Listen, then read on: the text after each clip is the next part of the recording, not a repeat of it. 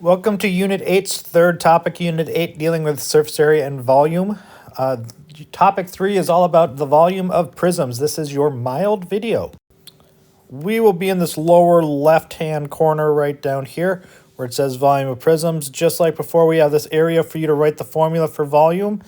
Then we'll go through some worked examples. On this one, I've got 2 examples for you.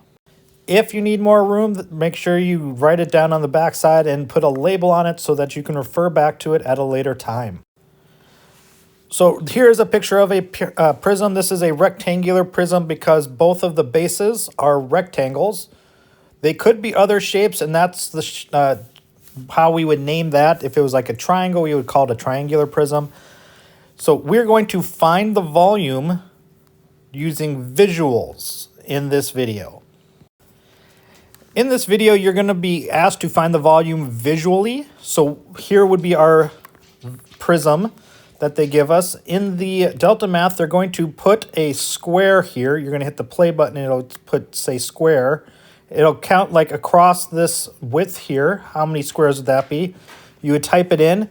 Then it would fill in this entire section right here. You would tell them how many squares that takes.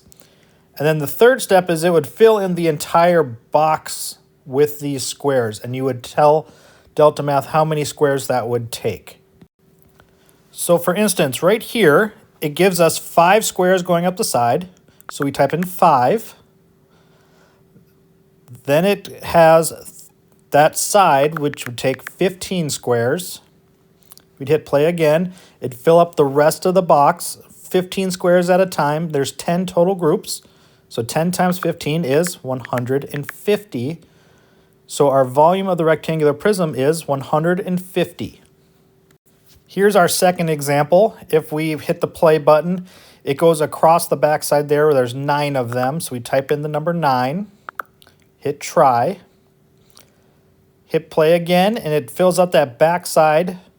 So we have 10 rows of 9, which is 90. Hit try. It won't let you move on if you're wrong. Now it fills up the rest of the box. There's 4 groups of those 90. So 4 times 90 is 360. And then submit our answer. And it says it is correct. So that is what our mild questions look like on Delta Math. So go ahead, head over there and get started.